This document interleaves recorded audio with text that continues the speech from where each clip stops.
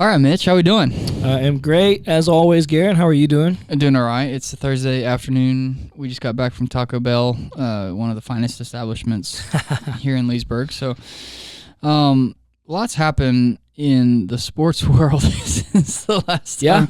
You got to break some news to me. Yeah, accidentally. On Sunday morning. Yeah, well, I should have known by then, I suppose. But Sunday morning, you said, "Have you heard about Luka?" And so, if you're living under a rock, Luka Doncic in the NBA was traded to the Lakers in exchange for Anthony Davis to the Mavericks, basically.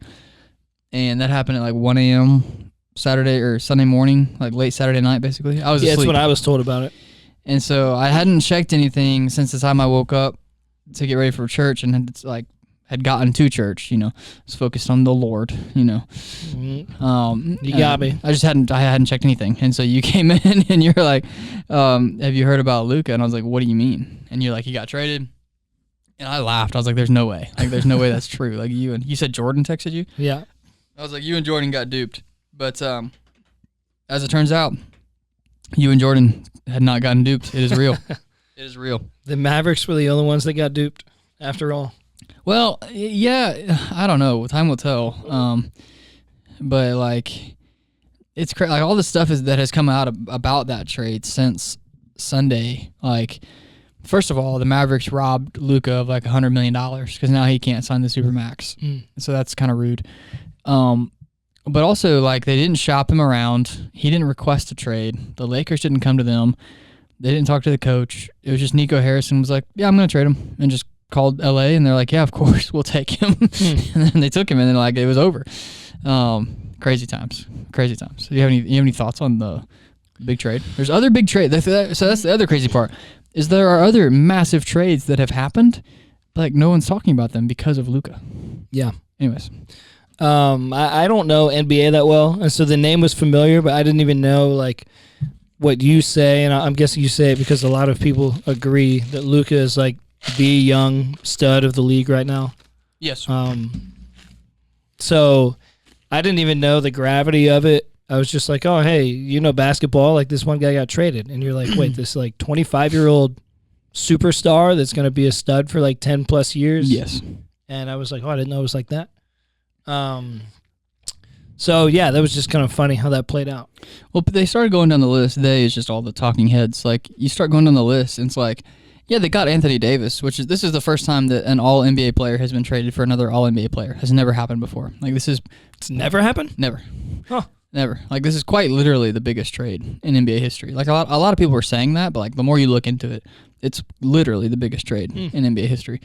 A lot of free agent moves have taken place that have been big, but like the biggest trade is this one.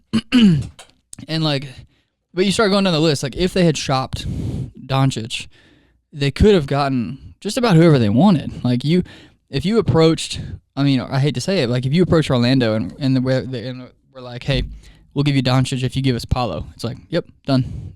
Or if you approach like Atlanta, like Doncic for Trey, or like, I'm trying to think of bigger names. Like the only ones, like if you go to Denver and say Doncic for Jokic, probably not. Or if you go to Boston and say Luka for Tatum, like maybe, but probably not. But there's not a whole lot of players. Like if you go to that team and you're like, we'll give you Doncic for, like who will you give us for Doncic? And they'll be like, anybody, like, anyone you want. So it's kind of shocking that they didn't shop him. Like nobody even knew he was available. It's wild, man. It's so wild. But then like Fox goes to San Antonio, Levine goes to Sacramento. Orlando just beat Sacramento last night, thank goodness. Yeah. And then, let's see, last night Butler went to Golden State. Ingram went to Toronto. So you've got like all-stars moving around left and right, but nobody's talking about it because of Luka. It's been the craziest trade deadline, and which I don't know if there's any way to quantify that. Craziest trade deadline in NBA history, But it's been a crazy one. So much movement. And it's not over yet. It's over. We're recording at 1 o'clock on Thursday. It's over in 2 hours. So as we are recording, I will have to. Maybe Luka gets traded again. Oh no, there's no chance. Well, there was no chance that he got traded in the first place, though. I guess so. Let me check the. Let me check and make sure that nothing's happening while we're talking here. never know. Milwaukee traded Patrick Baldwin. Okay, nothing big's happening.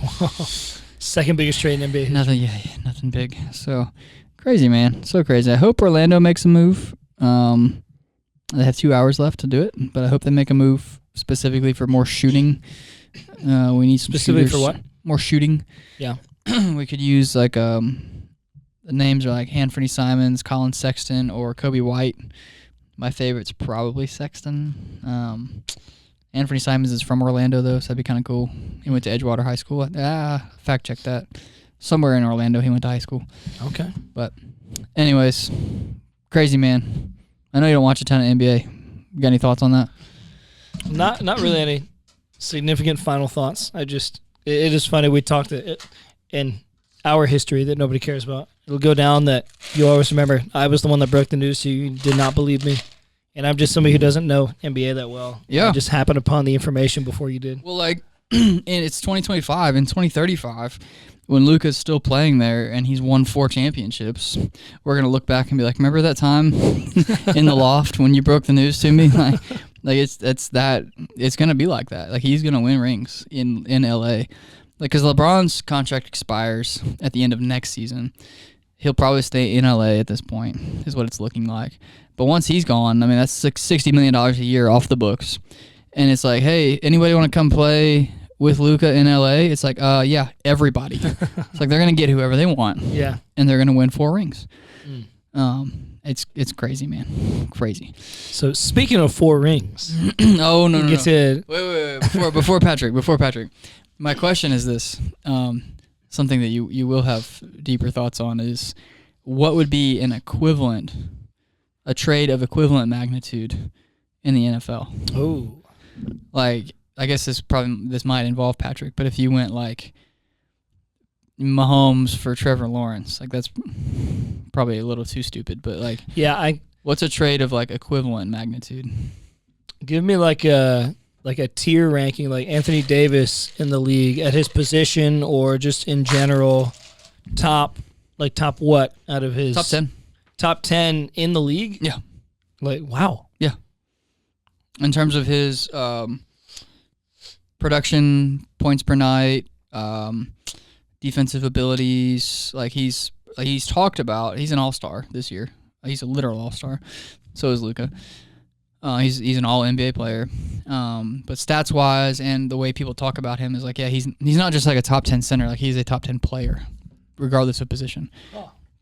You would make like Luka's definitely top 3. You could make the case Luka's number 1.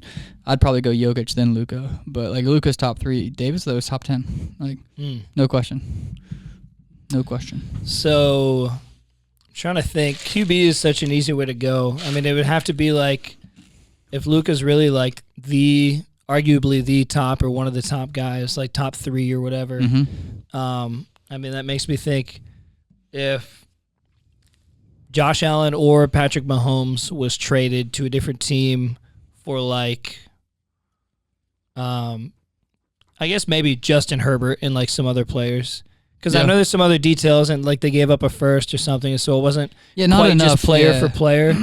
But yeah, I think it'd be, which Allen and Herbert are kind of similar players. They're both like 6'6" and pretty strong arms, and Allen's probably a little bit more athletic. But I'm thinking like wide receiver too. Yeah. Like the Bengals would have to give up Jamar Chase for like Amari Cooper. And so Amari Cooper's not really top 10, but I'm just thinking of someone who's like a guy in his mid-20s and a guy who's like 31. The age gap is significant as well. There's a big age gap. I think a 6-year age gap is probably bigger in the NFL than the NBA. Yeah. I think. Like Davis, definitely. Davis is 32, 31 or whatever, so he's probably got at least another 5 good years in him, like good solid years. Oh yeah. So like the age gap is probably you're a little more lenient with that in the NBA, but it's just wild. I would say even if the Chiefs traded Mahomes for any other QB, they'd be ridiculous. Like if they traded Mahomes for Lamar Jackson and like picks and players and stuff, that would probably be that magnitude because Jackson is still a top 10 guy, maybe top 5 on the right week or season. And so they wouldn't totally tank and they could use the pieces they got to rebuild or to continue building. But Mahomes should be untouchable right now, and it seems like that's where Luka. How old is Lamar? He's 28, 29? Yeah, I think he was drafted in 2018 or 19. Okay. So he's been in the league for maybe 6 or 7 years. I guess it might be equivalent to no. He won his MVP in 2019, I think. So maybe it was 2018 Lamar was drafted. So he's got to be kind of close to 30. I was going to say if the Commanders traded Daniels for Lawrence or something, I don't know. Caleb. Yeah. No. Same age, but it's crazy. It's just unprecedented. We'll probably never see it again. I think the situation was just too perfect. It's not even perfect though. That's the thing. Too unique. But you said that yesterday, the Jimmy Butler news broke. So Miami sent Jimmy to Golden State, and in return they got Wiggins, Schroeder, Alexander. They got a first-round pick, and all Miami had to send was Jimmy. So that's pretty How fair. old is Jimmy? Though. Jimmy's 35. Wow, pretty fair. I would say that's fair. The funny thing about the Luka trade, there's a lot of funny stuff about the Luka trade, but Dallas. So we'll start with LA. LA sent AD, Max Christie, somebody else, and a first-round pick or something. And the Mavericks, of course, sent Luka, but they also had to send Kleber and a second-round pick. The second-round pick cracks me up. It's really? LA wasn't going to do this deal unless you threw in a second-round pick. That's so funny to me. They couldn't just send Luka straight up for AD and a bunch of other stuff. They had to send Luka, Kleber, and a second-rounder. Why? Why? Is Kleber? Is he anybody significant? No, he's a third-string center at best, I would argue. I think that's what he was for Dallas, was a third-string center. So he's just making the rosters work, basically. But the second-round pick cracks me up. It is funny. I used to play Madden a lot, and I would trade players for draft picks, and they have drafts with fake-generated players, and I would just build a team of these fake guys. It's more fun than I make it sound. But I would it shows when you offer a trade to a team, the bar of how close it is to being accepted. Yeah. And so sometimes it's okay, throw in a seventh 2 years from now, and they take it, but they weren't going to take it without that. Well, that's what a lot of people were putting the Dallas LA trade in 2K, and it was getting rejected. They're this is silly. Dallas would never take this, but in real life it went through. It's just wild. Anyways, 4 rings. You want to talk about the Super Bowl? I guess. Did we predict it last week? I don't remember. I don't know, but last week, we probably did, because nothing has changed since last week. We knew who would be in the Super Bowl. But, man, I really have just been fascinated by Patrick Mahomes lately. He's 29, going to his 5th Super Bowl, albeit 5th Super Bowl in 6 years. Nobody's ever done that. Right. The Bills went to 4 in a row and lost. The Steelers won 4 out of 6 years in the 70s. That was crazy. The Cowboys and Broncos and Dolphins and Patriots have all been to 3 out of 4 years.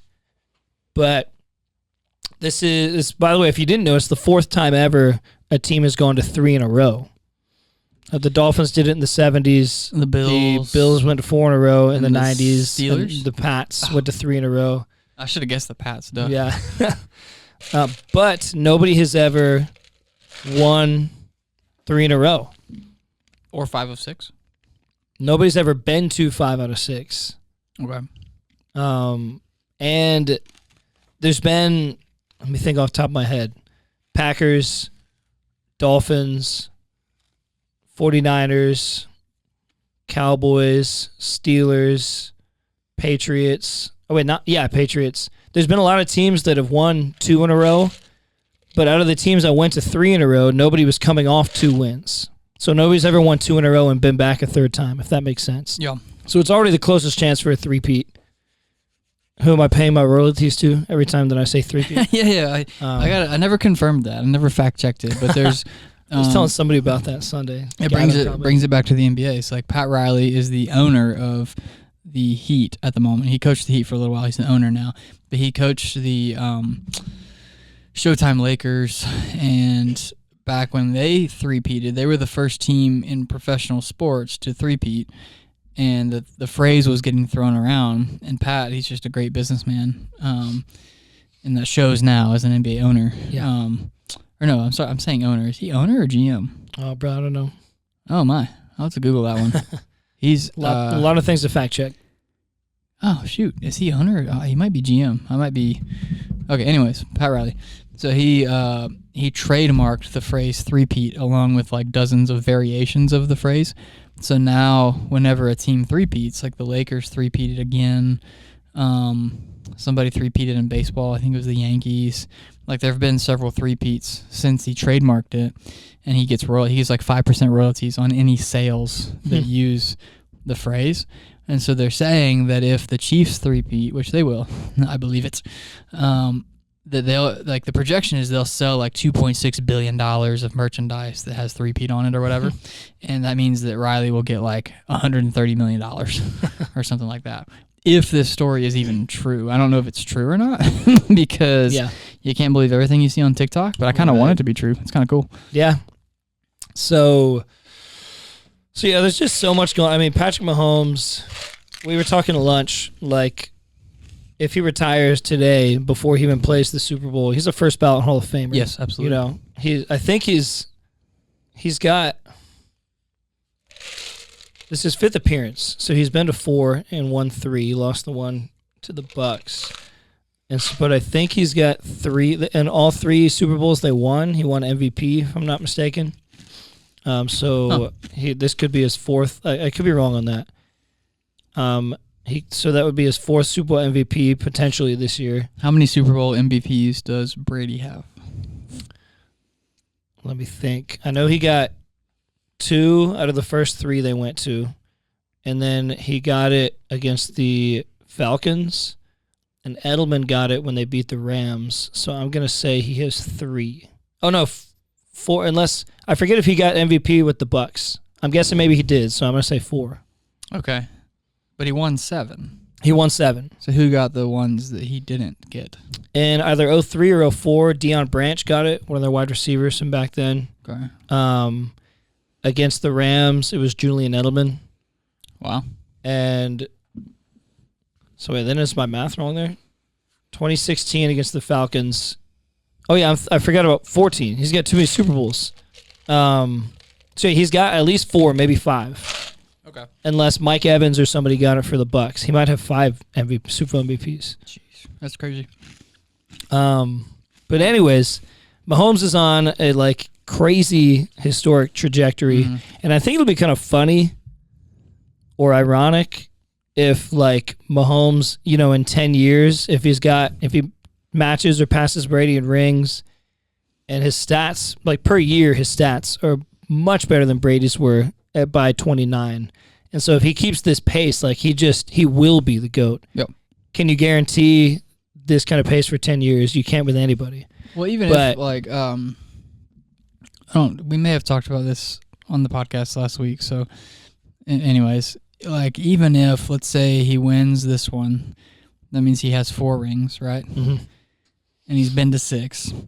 So let's say 5. Like I say, he's been to 5. So like let's say so he'll be 4 or 5 after this weekend.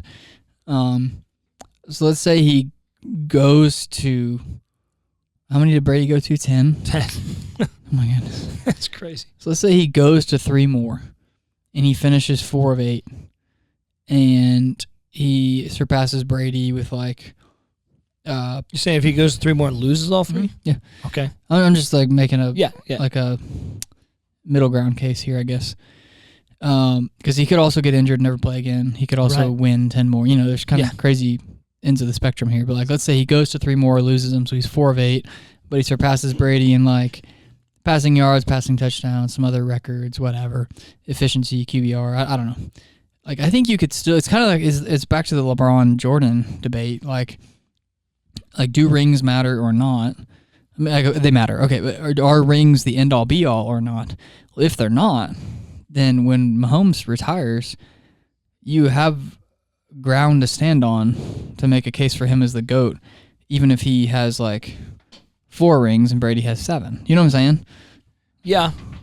I think, like, for QBs, it matters so much, and maybe we do think too much about rings because it's the entire team. I will say the QB is, I don't think this is disputable. The QB is the single most important position in football. Yes. That doesn't mean if you have a QB, if you have the best QB, you'll be the best team. Joe Burrow. That doesn't mean, someone say. Great QB, terrible team. Yeah. And that doesn't mean if you have a bad QB, you'll never be good. Like Jacksonville. I think you can argue that having a complete defense is more important than having a great QB and like an average defense. Mm-hmm. Because you look at like specifically the 85 Bears, the 2000 Ravens, and the 2002 Bucks. Terrible QBs, amazing historic defenses. Well, I guess Jim McMahon for the Bears maybe wasn't terrible, but not that great. Trent Dilfer, Brad Johnson. Like, these teams can be incredible with a complete defense and just a QB that's like, hey, just don't mess up too bad, you know? Yeah, that's fair. I just like the rings argument. I'm more familiar with it in the NBA, and it comes up when it's like, well, Jordan's the greatest of all time because he has 6 rings. Well, the immediate response to that is, well, if rings are the trump card, then Bill Russell's the greatest of all time because Bill has 11 rings. Yeah. Like, but nobody in their right mind is making the case that Bill Russell is the greatest of all time. Right. He's a Hall of Famer. He won 11 of 13 championships with the Celtics. Like, that's insane. Yeah. That would get kind of annoying after a while. But, like, if rings are the end-all, be-all, well, then Russell's the best. And then if you say, well, they're not the end-all, be-all, well, now you're in a very serious conversation about LeBron versus Michael. Because, yeah, Michael has more rings, but if rings don't end the conversation, then the conversation continues, if that makes sense. So also, we could really get in the weeds. We'll try not to, but like, do you know what era Bill Russell played in? How long ago was it? 70s? Yeah. When did Bill Russell play for the Boston Celtics? Here's what I found.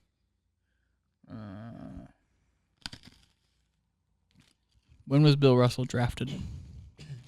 Bill Russell was drafted by the St. Louis Hawks with the 2nd overall pick in the 1956 NBA draft. So This is from Stat he was probably So winning in the started 60s. in the 50s. Yeah, he was probably winning in the 60s then. So that helps because the NFL in 1970, they had a merger between the AFL, was the American Football League. They were competing with the NFL, and that's when the Super Bowl started. Was the first 4 actually were 2 different leagues competing against each other. Like the champion of each league would play. That's why they called it the Super Bowl or the AFL NFL World Championship.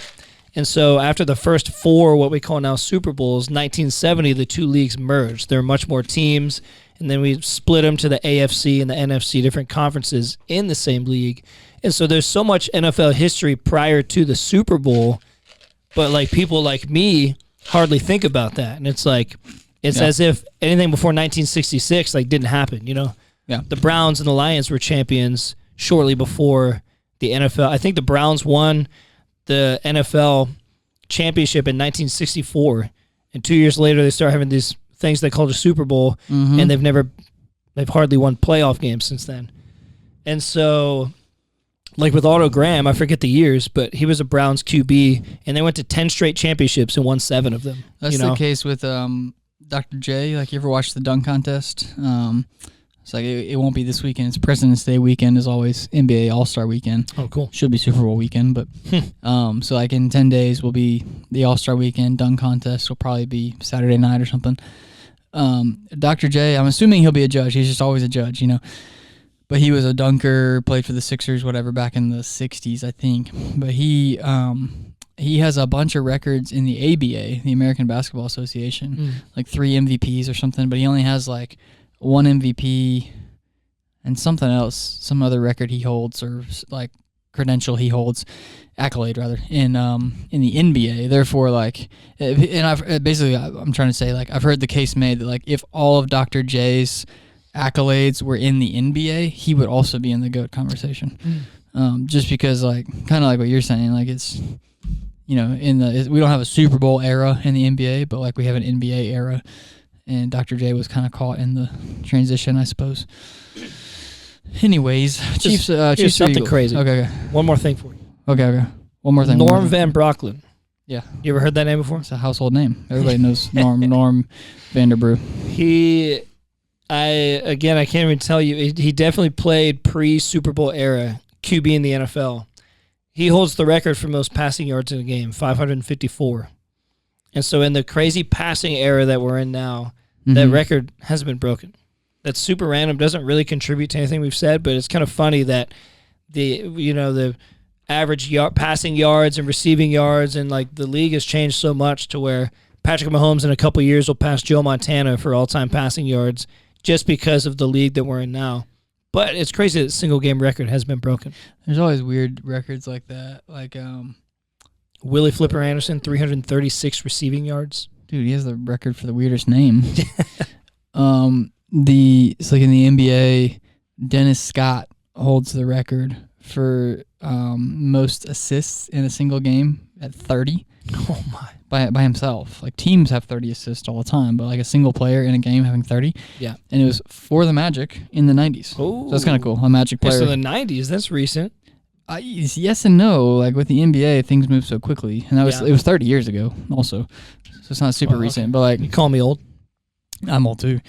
But I like that it's a Magic player that holds it. But it's kind of crazy that in today's high scoring era of NBA basketball, like that record hasn't been broken either.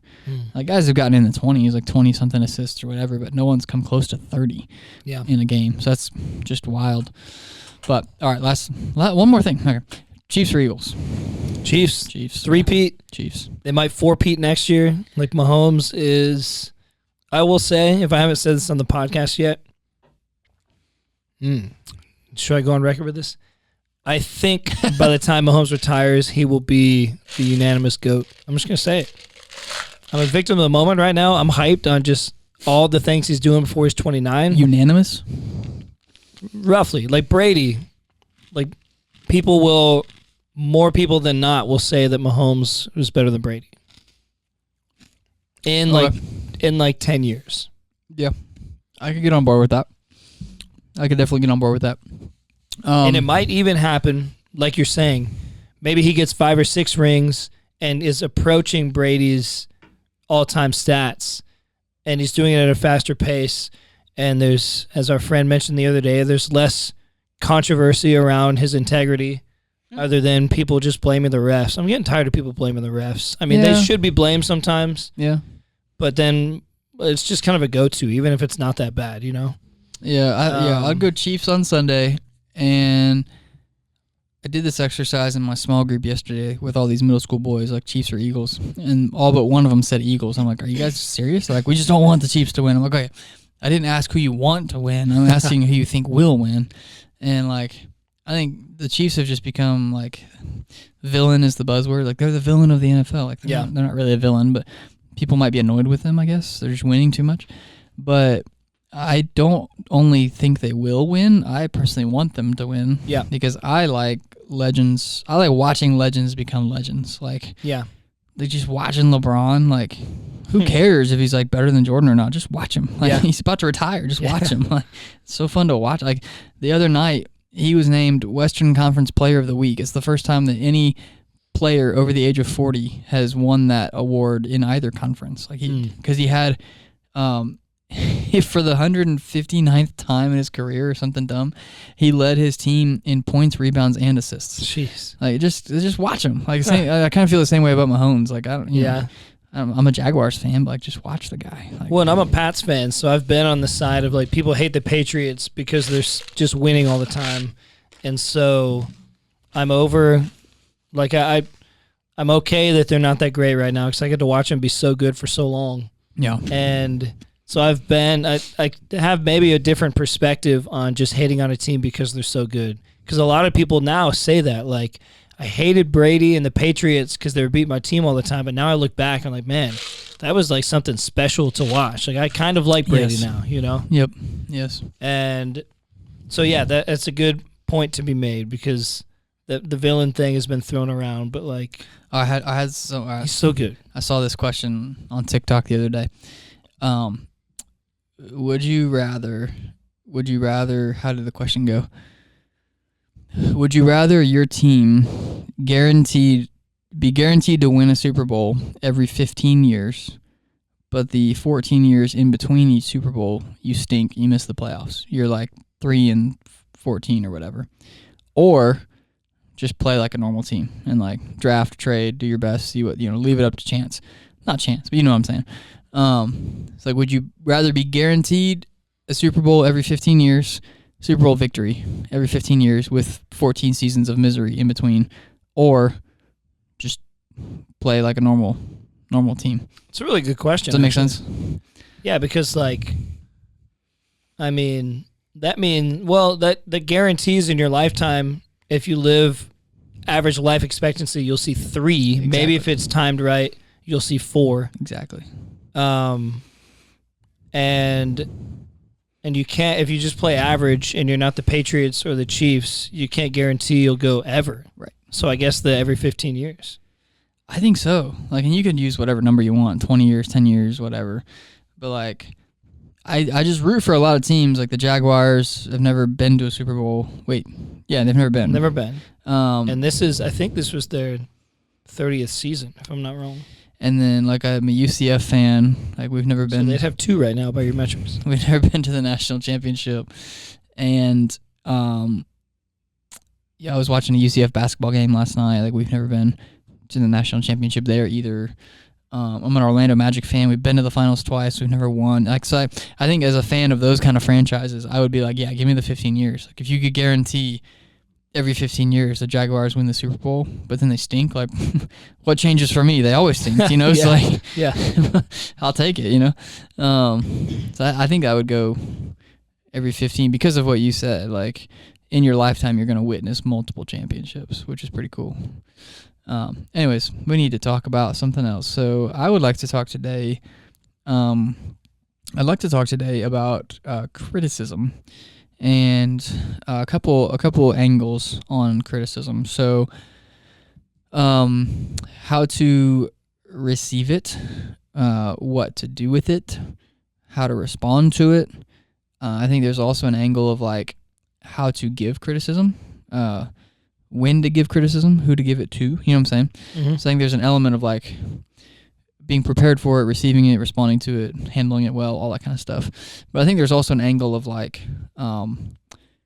critiquing others and doing that at the right time in the right way, if at all. So I want to start with, stand by. There's a verse in Proverbs that I didn't prepare for. You know the verse, don't take offense. How's the verse go? If your neighbor builds a fence, don't take it. Yeah, don't steal a fence. Bible verse in the book of Proverbs, don't take offense. This is very official. You're learning how I look up Bible verses in real time.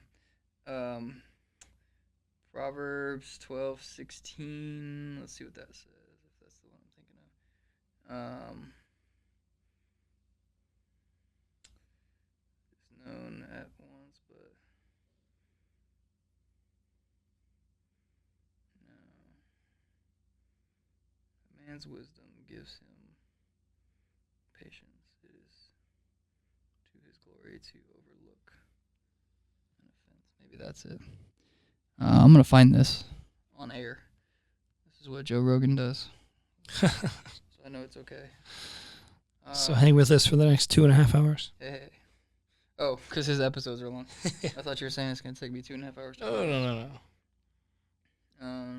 Never say that. 1911. It was a good year. Makes one. Oh, Jeremiah 29:11. His glory to overlook an offense. Proverbs 19:11 is to overlook offenses, but I'll have to look it up. But anyways, there is a verse that says don't take offense to critique it. And basically, like, I like the idea of like you have the option to take offense or not. So like when someone says something mean to you or hateful to you, which is there's difference between like critique that's like genuine, trying to be helpful and building up, and there's also like critique and criticism that's just trying to tear you down. Like there's a difference in that too. But regardless of someone's motive, whether it's pure or not, you don't ever really know. So regardless of their motive, there's this option that you have to take offense to it or not. Like you can't. It's not out of your control whether you're offended or not, which I think is a helpful biblical principle. Like don't take offense, because you have the option to take it or leave it. You should leave it. You should overlook it. Proverbs 19:11. So I don't know. I think we can start there. You have any thoughts on that? Like when someone critiques you, you don't really know their motive anyways. Sometimes you can kind of tell, like this person's trying to be helpful. This person's trying to tear me down. But what do you think about in terms of your heart posture when it comes to receiving it? What do you think about that idea from the Bible? I think maybe it was Pastor Cliff at the Florida Baptist Convention. We went and saw him. He spoke on various things, but if that's the correct setting I'm thinking of, he talked on this and was like, anytime you receive criticism, like it's a healthy thing to do to first see if there's anything true about it. Yes. And so whether it's delivered incorrectly or there's wrong motivations, like if somebody says something harshly to you, I think I naturally, maybe it's from a lack of confidence, but I think I naturally do that. And like, whether somebody's saying this right or wrong, like, is there anything true to what they're saying? Like it's a humble posture to have, because you if you're doing something wrong, ideally, like if you're mature about it, you want to be corrected and you want to grow from a conversation about that. And I think it's difficult. I think that doesn't mean you should ignore and never address the way somebody delivers that. And so it's just, communication can be hard. Somebody can say something not trying to be offensive, but then you take their tone offensive. And so depending on how you respond, depends on how they respond to your response. And like, it can get really messy if neither side is like emotionally stable and wants to like work it out. Yeah. That's a good point too. And I think like you're hitting on, like there's probably a difference between like taking offense to it and taking it to heart. So like if someone critiques my leadership or your leadership, whether it's solicited or not, which we'll get to that in a moment as well, about like soliciting feedback, soliciting criticism. But whether it's solicited or not, like when someone gives you critique, gives you criticism, I think you're able to not take offense to it. Like I'm not going to take this personally. Like they don't dislike me. They dislike something I'm doing or some decision I've made or whatever that, you know what I'm saying? Yeah. And so I think you can not take offense to it, but still take it to heart. Like, okay, like they're not trying to hurt me. They're not trying to tear me down, but what are they trying to say? Because it's likely that I am doing something that needs to be changed. You know what I'm saying? Yeah. And so I think what you said is exactly right. And also referencing Pastor Cliff, he's very good at this. But like when someone offers you criticism, whether you ask for it or not, don't be offended by it. They're not trying to like attack you personally. They're attacking your they're not even attacking, but they're critiquing your leadership and something you're doing or saying or decisions you're making or whatever. And it's possible they're right. It's highly likely they're right. Oftentimes, depending on who it is. I think that's a good place to start for sure. I guess we'll go there next then. Like, when is it a good idea to solicit criticism, to ask for it, and when is it not a good idea? That's a good question. When is it a good idea to ask for it? I would say maybe the smaller setting, the better. Just for the sake of communication and like not getting more people involved that need to be. Even if it's, I don't know. Because I guess you can publicly, whether it's to your congregation or to the youth group or to a small group of leaders, like you can mention like, hey, like I'm always open if you want to give any kind of feedback, but plan ahead that setting to be a smaller group, if that makes sense, like a one-on-one or the least amount of people that need to be involved. So it's not just like a celebrity roast or something, you know? Yeah, I like celebrity roast. I like anonymous feedback. Not anonymous. Sorry.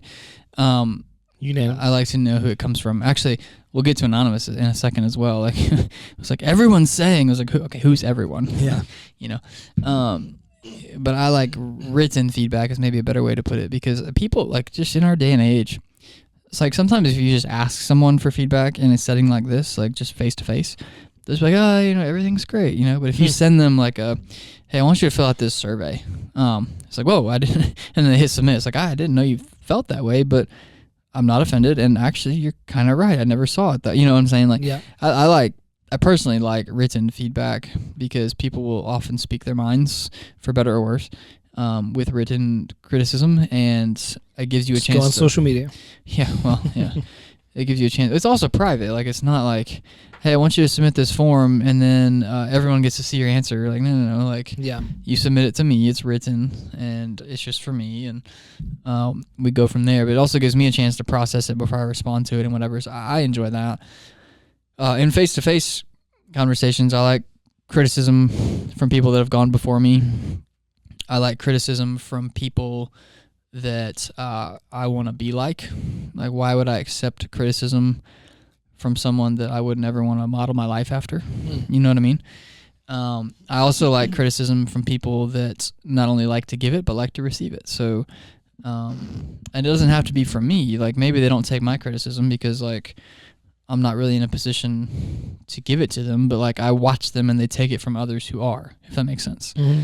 So I don't know. I like to take criticism. I love criticism, but I like to take it from in personal conversations or face-to-face conversations from people who've gone before me, people who I want to be like, and people who model the receiving of criticism well, if that makes sense. So yeah.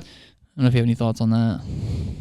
That's actually a really good point to make. Like, again, you still need to just take it case by case. Like, maybe somebody you don't want to be like does have something significant that can help your character or your preaching or the layout of the youth group or a game or whatever it could be.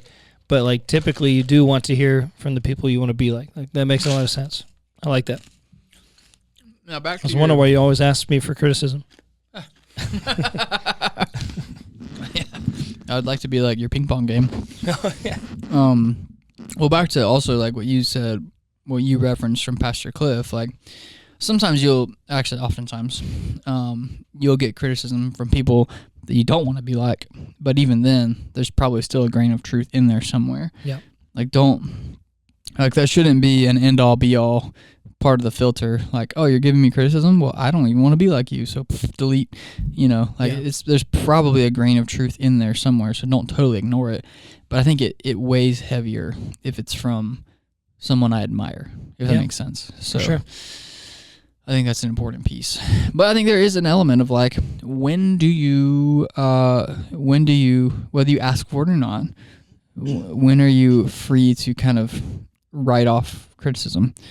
I think there's a part of it where the one that bothers me the most, not the most, I wouldn't say the most, but the one that bothers me is like a lot of people are saying, or everyone's saying, or a bunch of people said, or whatever.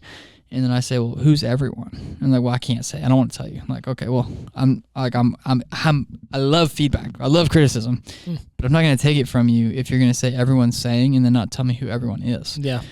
Because I don't believe you, and it's probably just you are saying and you think this and you want to tell me, but don't want to just own it, which is fine. Just own it and tell me, but don't say everyone's saying and then don't tell me who everyone is. Now, if everyone is saying it and it's true that everyone is saying it, well, that's good to know. That's often not the case. So that's a kind of a not a red flag for me, but that's a buzzword, a buzz phrase. It's like everyone's saying, or a lot of people are saying. That probably not. There's also the famous saying of like, you should seldom take criticism from people that you wouldn't ask advice from, which is kind of back to the original point of like, I like criticism the most when it comes from people that I admire and want to be like. And so, But when someone criticizes you, it's like, well, in an unsolicited way, when they just give you feedback, give you criticism that you didn't ask for, and it's like really like rattling around in your mind, you just like can't get rid of it from your mind. It's helpful to think about like, okay, pause. Would I ever ask this person's advice in the first place? And if the answer is no, that helps you kind of free your mind of like, well, I shouldn't let their criticism live rent free in my head right now, because I never would have asked for their advice. So like, why am I letting their criticism like just sit in my mind? I think that's a helpful one as well. I think you mentioned. Oh, go ahead. I was thinking back. I had a work conflict one time. A coworker was like upset about something and clearly like critiquing that this person was questioning like my character, my work ethic, and like there were broad accusations about those things. And I asked like, what specifically is even causing you to think this? And this person was like, I'm not even going to say it. I'm just going to let you think about it and see if you can come up with it. And I'm like, okay, well, we almost communicated. Like, and by chance, it was somebody who I was like, okay, I'm curious. I want to know if there's like some truth to these claims, but also this specific person I would have never really asked for or cared. To be blunt, I didn't care that much about what this person thought of me. But I still, it made me think, do other people think these things, that I would respect their opinion more. So that was just funny, because this person was just like, I'm not even going to say, like, I want you to think about it, see if you can know what I'm talking about. I was like, okay, let me know if you want to communicate. Well, I think there's, you mentioned earlier also like tone, whether written or in person or whatever, you can sometimes detect tone. Like, okay, this person is hurt by someone or something other than me, and I'm just the punching bag right now, or there's some past issues that are coming up now. Like I think you can often detect when something's being blown out of proportion, and that's helpful as well. Which again, there's probably a grain of truth in there somewhere, but like you can usually detect like, okay, this is not coming from a reasonable place. It's actually a really good point. Like in that situation, like we talked later that day, and some personal matters came out that this person was struggling with, and I was like, I didn't say like, I knew you were just mad at something else in your life, but I was thinking the whole time, like, I know this person well enough to know things aren't always going great, and so is this, whether there's that grain of truth that triggered, it seems like a lot is coming out that isn't all here. And so that's a good point to make, because that I don't always do that well, but that's also a really humble posture, because that doesn't mean the other person is going to have that same kind of like reasoning. And so you need to be able to just like bear that and be like, okay, like this person maybe won't even be acknowledging why this all came out and won't try to become better from it, but like at least I know I'm just going to receive it and know that there's something deeper. I don't have to be part of the healing process of whatever else is going on. Yeah, it's the Simon Sinek is one of my favorite leadership voices, and he's not a Christian as far as I know. It's because he's a cynic. And S-I-N-E-K, cynic. And he says like one of your best lines in HR, human resources, is "Are you okay?" And this sort of applies to criticism, I guess. Actually, I think it applies a lot. But like, he's like, when you have an underperforming employee, you shouldn't just like storm in there and like tell them to fix it, or tell them if they don't fix it in 3 months they're fired, or blah blah blah. Like, you should show them the data and say, hey, you're underperforming. Are you okay? And it's like, you're underperforming. I know you're better than this. You've proven you're better than this. Like, is everything okay? And then often they'll say like, actually, no. Like, my marriage is falling apart, or we just had a miscarriage, or like my spouse lost their job, or they blah, blah, blah. You know what I'm saying? And you'll learn something, because like people are people. Like it's so hard to like, what happens at home affects work. What happens at work affects home, whether you like it or not. Like, I'm pretty good at compartmentalizing, but whether you like it or not, it's still everything. You're one person. And so the whole "are you okay" phrase is one of your best phrases when managing people, but I think it's also one of your best phrases when managing criticism, because when when a critique about something that's like a level 1 is being delivered with a tone that's like a level 8, you might respond with a, "Are you okay?" Yeah. Like I hear you through all of your anger, but like let's pause for a minute. Are you all right? And they'll be like, "No, actually," and they'll just vomit on you with everything going on in their life. Hopefully not literally. But anyways, I think that's really good, really good. Receiving criticism, I think you prepare. I also want to get to like how to submit criticism or give criticism. I think you prepare to receive criticism by leading with conviction, and I know that sounds very pie in the sky, but what I mean by that is like, don't do things in your leadership just because someone else is doing them.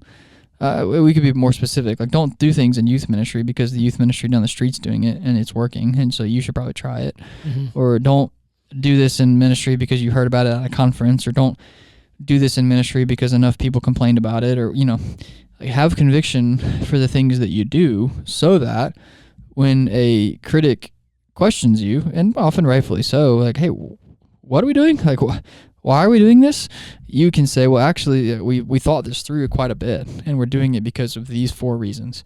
And they'll say, "Oh, like I never would have thought of that. That makes total sense. I still don't like it, but that makes sense." Yeah. But if you respond to them with like, "I don't know, like they're doing it down the street, like what the heck? Why are we doing that?" Like we're not them, or like I heard about it at a conference, or because enough people complained about it. Like, that's not sufficient reasoning for leadership in general, but that's also not going to be a sufficient response to a well-meaning and intelligent critic, if that makes sense. So think your stuff through, because that just a good way to lead convictionally. Yeah. But it also helps you respond well to critics, because they often will walk away and be like, "I still don't like it," but at least you've like thought about it. You know what I mean? Like, I still respect you, even though I don't respect this particular decision. Yeah. If that makes sense. You have any thoughts on that? I think that's I know that's a great point to be made. I think that's something that maybe as pastors we wish people understood more on the other end, because ministry at all levels gets a lot of criticism, because there's like a lot of people that have a lot of different opinions on how things should be done. And so first thing you have to understand is that you can't and probably won't make everybody happy. Yes. But then each individual person that's not happy isn't necessarily thinking of everybody else's opinions that aren't being met. It's just like the way that I want things to be are not happening, and so I'm upset about it.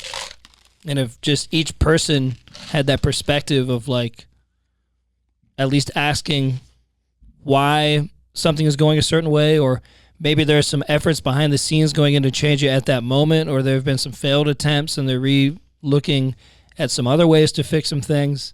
Like, that is a big thing that I've seen just in my limited experience, that I wish people on the other side just each would consider that. Like, maybe everything isn't going to be done the way I want, because there's a lot of people to please, and ministry is not necessarily about just pleasing everybody's opinions. Well, critics are almost like affirming in that way, because you're never going to be able to please everybody. And if everybody under your leadership umbrella is happy, you might not be going anywhere. Like, you might not be trying hard enough if everyone's happy and comfy. And so it's almost like critics are like, okay, I must be doing something. I must be going somewhere. At the same time, you might be going in the wrong direction and should listen to your critics. But like, in some ways, critics are healthy. So in terms of responding to them, you should have convictional reasoning. I think there's also an element too of like, hey, I haven't thought of that. Like, honesty is important in life, but also when receiving criticism. Like, hey, I haven't thought of that because I haven't. I hadn't thought of it in that way. I hadn't looked at it from that angle. I'd like to take some time to think about that, pray about that, and process it and consider it, because I hadn't thought about it that way before. So let me get back to you. And then get back to them. And you might change something based on what they said, but also you might get back to them and say, hey, like, I just need you to trust me that like I genuinely considered what you said, but we're still doing X, Y, or Z. And I'm grateful for the way that you're handling that. Like, I think there's an element of like not just having convictional reasoning, but also like really believing in your reasoning and standing by what you're doing and saying like, I genuinely heard you. And you just need to trust me that I genuinely heard you, but we're still going to do this. And so thanks for bringing it up. I appreciate your attitude, all that good stuff. So I think and I think on the flip side, when we get to submitting feedback and criticism, I think that's an attitude that I am still working on. This idea of like, I need to submit my criticism and my feedback well and professionally, and just trust that if things weren't changed to my preferences, that doesn't mean I wasn't heard. You know what I'm saying? Yeah. So I think that's a healthy, kind of like what you're saying. Like, I wish everyone just understood. Well, I think we need to it starts with us. Like, we need to understand that when we submit criticism and feedback, just because things weren't changed to align with our preferences doesn't mean that people didn't hear us. You know what I'm saying? Yeah. So I think that's a helpful response to critics, solicited or not, is convictional reasoning, but also like, hey, I heard you. I really did hear you, but we're still going to do this. Thanks for bringing up your concern. We're moving on this way. So anyways, I have some thoughts on submitting criticism and feedback. Do you have any more thoughts on receiving it? No, I'll just echo, like, I think it's a good way to put it. It's, you want to communicate with the person and not just write them off, but say the right things, but actually, like, whatever level you feel is necessary, consider the criticism. And just the way you put it was great, to communicate to them, like, trust me, like, we considered this. Don't feel like you were ignored because we're not doing this, but we're evaluating what's best for the ministry or for whatever. Right. And this is the way we're going. Right. Typically, somebody should be reasonable at that point and understand, even if they're bummed that they didn't get, like, their way in the situation. Well, but also it's humbling that you turned it back on us, that, like, we're going to be in positions like that too, and we need to realize, because we're pastors of a ministry, that doesn't mean everything's going to go our way either. Well, there's an element too of like, I think some of my greatest moments of respect for leaders is when I say, privately and professionally, a word of criticism to them, and then they say professionally and respectfully, like, I hear you, but this is where we're going. This is how I believe we're going to get there. So we're going to keep going in that direction. And I respect that a lot when they're not so fragile in their leadership, in their vision, and their strategy that, like, with every little criticism and critique, they make a big change. But they have a true vision of where they want to go and a true strategy of how they want to get there that is flexible and adaptable and receives criticism well. But, like, sometimes I like it when I say, hey, why aren't we doing this, or we should do this, and try to poke holes in things. And, like, actually, like, I hear your concern, but we're going to keep going this way, and here's why. I think that strong leadership response, when done well, actually, like, garners respect, which is a piece of this as well. So don't, be open to criticism. There's a grain of truth in everything. You might need to make a change. You might be in the wrong. You might be going the wrong direction. Like, all that's possible. But there's also times when, like, no, you're going somewhere and you know how you want to get there, and it's time to respond to a critic with a healthy, strong stance, and they will respect you for that. But they may not respect you if, like, every time they critique you, you go make some big change because you have weak leadership and you don't know where you're going and how you want to get there. So I think there's an element of, like, if this done right can actually strengthen your relationship with the critic, if that makes sense. Yeah. So that's good. Anyways,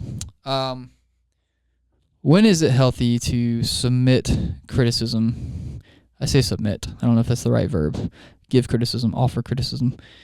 When is it helpful and healthy to submit criticism to someone? I think when they ask for it, probably.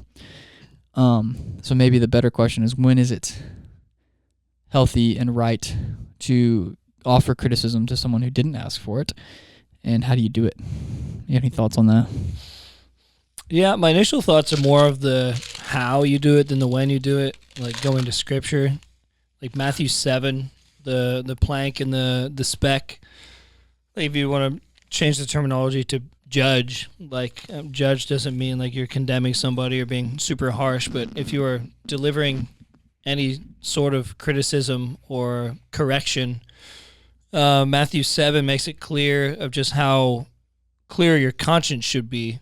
Remove the plank from your eye before you point out the speck in your brother's eye. And some people take that. Matthew 7:1 says, like, don't judge. And so people just take that and, like, Christians shouldn't judge, which means they should just never show any signs of disapproval to anybody, and just the way to love people is to fully accept who they are and what they're doing. And that's obviously a bad interpretation of that, because it goes on to say we shouldn't have hypocritical judgment. So I focus a lot on the how. Like, is your conscience clear? Are you taking your anger out from something else? Are you doing it hypocritically? Because, yeah, and I know we've been talking more about ministry programming than just like one-on-one character observation. But are you somehow criticizing something that you are hypocritically struggling with as well? And 2 Timothy 4:2 says to correct, rebuke, and correct, rebuke, and encourage with great patience and careful instruction. 1 Peter 3:15, when it talks about sharing your faith, when you're interacting with people, do it with gentleness and respect. And so I focus a lot on just the character of how to do that. And I've had moments of frustration. I kind of alluded to this earlier, but I've had moments where I've been so, like, maybe overly considerate of how I was going to say something in order for someone to receive it well, and they, like, blew up. And so it's really frustrating if you get your hopes up that you're going to deliver something so well that you're like, okay, they're going to receive it well because I did everything right. And then when they don't, you're like, what the heck, dude? So anyways, I threw some verses at you, but I do focus a lot on the character and the how you deliver any kind of criticism, because I think that's important. A lot of people, a cliche, like, it's not what you said, it's how you said it or whatever. It goes a long way of how you do it. Yeah, what you say matters too, but how you say it for sure. It's like like having a dog. You know, dogs just know your tone. You can tell your dog he's an ugly idiot and you don't love him, but if you're saying it excited, they're wagging their tail. Or we were just dumb kids, so we would do that. We'd be like, "You're such a great dog, I love you," and they're like cowering. Like, I'm just kidding, you dumb idiot. Like, we don't love you at all, and they're like wagging or whatever. But that's a stupid example. It probably doesn't mean anything. I'll have to try that when I get home with my dog. We don't have a dog yet. We will get one day. I love dogs. Dude, my kids would love a dog. I bet, man. We told one of our neighbors. You guys are ready? Yeah. Oh yeah. It's we're definitely ready. Like, it's more of a, they're just expensive. Like, yeah. Once you commit, you're in for hundreds of more dollars every month that I don't know that I'm ready to commit my family to. you know what I mean? Yeah. Because, like, children come with child tax credits that don't quite even out how much they cost, but, like, dogs don't come with dog tax credits. Yeah. Anyways, enough about my personal dog decision making. How to submit feedback. Character's right. Like, you do need to check your motives. I think criticism in leadership, like, you mentioned some good stuff about personal criticism. Like, if you just want to go to a friend and, like, critique their character, I think there's a right way to do that. I think in leadership, like, if I want to critique Pastor Cliff, he's our senior pastor, there's not a whole lot about him that I want to critique. Like, I know we're recording a public podcast right now, so I'm not, like, brown nosing, but he's pretty awesome. Like, but if there was something I wanted to critique about him, the wrong way to do it would be to critique down or to critique sideways. What I mean by that is, like, don't talk poorly about your leader to the people that you lead, or to the people who are lateral from you, if that makes sense. So, like, don't talk bad about Pastor Cliff to the parents of your students. Don't talk bad about Pastor Cliff to your students. Don't talk bad about Pastor Cliff to the other student pastors on your team. Like, if you got something that you want to critique, take it to him and let that be the end of it. Speak highly of him to everyone else. I think that's important. And be honest about it.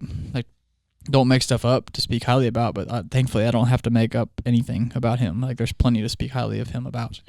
But I think that's important. Like, when you have something that you want to critique or something that you want to submit, don't submit it in the wrong direction. Like, that not only hurts the leader, your supervisor or whatever, that hurts everybody. Yeah. It hurts you. Yeah. Because you look like an idiot. And then we're using a lot of idiots in this podcast here. IDIOT. Yeah, sorry. Have to bleep it out. So we'll have to watch this podcast on AngelVid. But it makes your leader look bad. It makes you look bad, and then it plants bad ideas in the people you're talking to. It's just bad all around. So like, if you have criticism, hold on to it, submit it in the right way, and let that be the end of it. Have I always been great at that? No. But I've learned the hard way and the easy way, the benefits of doing that and the cons of not doing that. I think there's also an element of like when I submit feedback. Again, I'm thinking in leadership. I think there's an element of like feedback and criticism in personal relationships and stuff. But in leadership, like when I submit feedback to my leaders, I think I like to preface it with like, hey, I'm not in your seat, like not literally in your office chair, but like I'm not in your leadership position. I'm not in your seat. Like I don't know everything you know, and so like I'm probably missing a piece of information that's confidential or you're not ready to share with the rest of the team yet or whatever, and that's probably the reason why I'm not understanding what's going on here. But here's my concern. And I think that's really helpful because I often feel that when people submit criticism to me, it's like if you just knew what I knew. Like if you just knew all the conversations I've had with parents recently about X, Y, and Z, or if you just knew all the conversations I've had with students, or if you just knew what's going on in the background with our fundraising campaign if you just knew, you know what I'm saying? Like whenever I receive a concern or a critique, not whenever, sometimes when I receive a concern or critique or feedback, sometimes in my head I'm thinking, if you just knew what I knew, this wouldn't be a concern for you. And so I have to flip that onto myself when I go to submit a critique or feedback or criticism. I have to preface it honestly with like, hey, I don't sit in your seat. There's probably something I don't know and something you're never going to tell me. But if I knew it, I wouldn't have this concern. But with that caveat in mind, here's my concern. Do you know what I'm saying? Yeah. Does that make sense? Yeah. Yeah, and I really liked just early on in that section you were talking about the point about like not bashing somebody to anybody else. Like gossip in general is just never a good thing. Right. But you and I have talked about it before, and you said it really well that like if you talk bad about somebody above you, you might think that's going to make you look good because you're bringing somebody down, and so maybe people will start to see you as better and as a better leader, but it actually does just make you look like such a poor leader, if a leader at all. And I mean, I try not to be too objective. Like maybe somebody would get the wrong, like incorrectly be like, wow, this guy's a better leader because he's pointing out his flaws. But like typically, like you said, everybody looks bad and suffers from it when you're gossiping and putting other people down. And that's no exception to leadership. Thankfully, the inverse is also true. And what I mean by that is like if you actively go out of your way to speak highly of your leader, and you have to mean it. People can detect when you're just brown nosing looking for a promotion. Like people can tell. Yeah. But like when you actively go out of your way to speak highly of your leader, it makes your leader look really good when you're talking highly of them when they're not around. But it also makes you look good because it's like, oh, this guy loves his job. He loves his leader. He loves the organization. He's very stable, positive. It helps everybody, including your leader, including you. And it's just uncommon because people love to complain about their leaders when their leader's not around. Yeah. So not only is it uncommon and rare and unique, it also makes your leader look good and makes you look good. Like it just, so the inverse of that is true. Is like you speak poorly of your leader looks bad, and so do you. But go out of your way to speak highly of them. Your leader looks great. You look great. It's just a win-win for everybody. So that's just good leadership. But I think it also applies to critique and criticism, because when something is welling up in you that you want to critique or criticize about the organization or someone who's quote unquote above you, like submit it in the right direction. Submit the right content with the right tone, whatever, but also in the right direction, which is up. I think that's important. And then I think probably my last comment, we'll see if we think of anything else, would be like kind of what we said about when we receive criticism, like truly, genuinely consider it, but then always go back to the person and say, hey, based on what you said, we're actually going to change this. Or based on what you said, I considered it. I need you to trust me, but we're not going to change anything. When you submit criticism to your leader and they get back to you and say, thanks for doing that the way you did it, we're not changing, you've got to trust that that doesn't mean you weren't heard. Like, you were heard. And you got to trust that you were heard and move on and just let it go. Just drop it. Yeah. Because there's nothing else you can do at that point, and just drop it. So, I think those are my scatterbrained thoughts on receiving and submitting criticism. You have any thoughts? I'm pretty wrapped up on that too. I think it was a good chat. I think maybe if it hasn't been hit, like, you should also just discern how significant it is to bring something up. Like, just because there's a right way to, like, give your boss some criticism, like, don't just do it all the time for a bunch of little things and just be that guy that's always nagging and seems like you're never approving of anything that goes on. That kind of should go without being said, but that's something to take notice. You can start to get too nitpicky and really think that you should just bring up everything, and you shouldn't. Yep. And there's no list we can find and show you of what's appropriate and what's not, but, like, be discerning and try to not just tell people all the time what you want to be different. Yeah. No, that's a good word. Like, there are some things, like, that are welling up in you and you're like, I wish I could submit this critique, but honestly, it doesn't cross a threshold to where it's, like, worth submitting. You know what I'm saying? Like, yeah, it's more annoying than it is challenging. I don't even know if those are the right contrasting words, but, like, it's not big enough to where, or enough of a pattern even. It's not a big enough deal to where it's worth submitting. So I'm not going to submit it in any direction. I'm just going to drop it, you know? Yeah. Because I wish people would do that for me. You know, it's kind of back, like, this works both ways. Like, I wish people would discern that threshold with me and be like, honestly, like, that's such a nothing burger. Like, I wish you hadn't served it to me. Like, don't just keep it to yourself. Like, I don't, like, nobody cares. Not nobody cares. That's harsh. But, like, I care, but, like, just, I don't need to hear about that. And I think in the same way, the people that lead me, like, would want that same discernment. So I think that's a good word of, like, there is no list published. I wish there was, but discern the threshold before you cross it. So yeah, that's a good way to put it. Cool.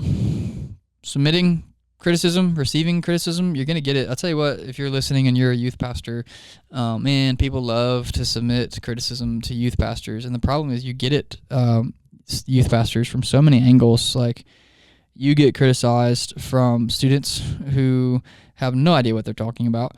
And then you get criticized by parents who often do know what they're talking about, but they like to submit their criticism. And then you get criticized by volunteers who also know what they're talking about, but they love to tell you their thoughts on things, whether you ask for it or not. You get criticized by colleagues, supervisors. You get criticized by maybe local youth pastors. Hopefully that's not the case. And then you go to conferences and you feel like, I could never implement that. I could never do that. You just easily get discouraged in youth ministry because you get criticized from so many different angles. But I'm telling you, what you're doing in youth ministry, what you're doing in student ministry is worth it. Stick to it. Don't quit. Lead with conviction. Have reasons for the things that you're doing. Those middle schoolers and high schoolers, they need you. They need you to be a strong leader who can receive criticism well and can submit criticism well. You're going to get it, and you're going to want to receive it. So it's, when do you do it? How do you do it? That's all really important. But stand firm. You're doing a great job. If you're listening to this, you're going to get criticized from so many angles, but you're doing a great job. Any closing remarks from Pastor Mitch? I just echo all that. It's good word. It is. I'm our associate youth pastor to Garrett, and so I don't directly get the amount of criticism, if any, really, because a lot of it goes to the one who's more in charge. But so that's encouraging to me too, that if something ever changes in just my role, like that, I'm learning a lot about, you know, if I'm the lead youth pastor somewhere someday, like there's stuff that I will need to embrace like that. So this stuff's encouraging. I don't want to go anywhere. I'm not going anywhere. Me either. Which, yeah, you brought up something. It's like football where we say one more thing and then it's five more things. Yeah. So one more thing is, like, by the way, we are in an extremely encouraging church. Like, our students love our ministry. The parents of those students love our ministry.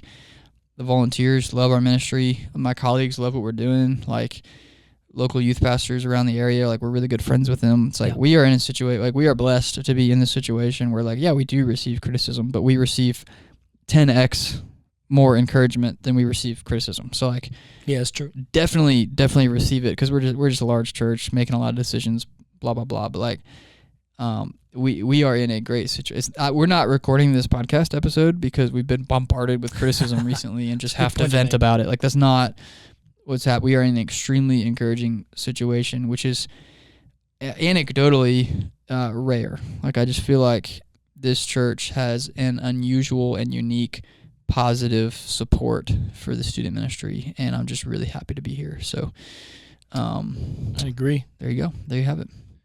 So, how do you have an effective student ministry? Well, you receive criticism well, you submit it well, and you press on. So, this has been another effective student ministry I've got episode. one more thing to say. Okay. What do you have to say? I thought of something football related. Oh, so okay, sorry.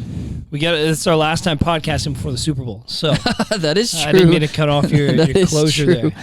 So I won't. There's no point to even make this that long. But a friend asked me the other day, who has more Super Bowl wins, the AFC or the NFC? It's even. It's even. Spoiled it. Yeah. Saw that on TikTok. I really wanted to build that up. Yeah. Was it 29-29, right? Yeah. Yeah. So it's Super Bowl 59 in a couple days. Man, what, 3 days? My goodness. That's exciting. Yeah. And so it's tied. Yeah. I will say, this exactly like you said earlier, I say one more thing, but then that makes me think of something else. First off, just to brag, I didn't Google it. I just ran through the Super Bowls in my head and gave AFC and NFC a tally. I wish I was joking. But also, I forget if I've pointed this out to you, from the 1984 season to the 1996 season, the NFC won 13 Super Bowls in a row. That's crazy. The AFC hasn't had a run. They've had maybe max 4 or 5 in a row. That's actually and then it crazy. goes back and forth. They won 13 Super Bowls in a row. The NFC did. But 20 years of Tom Brady, Peyton Manning, Patrick Mahomes, it's evened out. And I think the AFC is going to get to 30 Super Bowl wins before the NFC does. That makes me want to look up, like, runs of, like, Western Conference, Eastern Conference finals, like, champions. I would think... Oh, man. That's for another time. Anyways. One more thing. No. One more thing. What is it? I told you about the AFL-NFL merger. So we had some Super Bowls before they merged. The Super Bowl III, the Jets and the Colts played each other, and they're both now AFC teams. So it's kind of funny that you have two AFC teams that formerly played each other in a Super Bowl. Exactly. That's just what I was thinking. I know you were hoping for something like that before we close. I was about to mention. This has been another effective student ministry episode. This is Garrett. This is Mitch. See you later. Bye.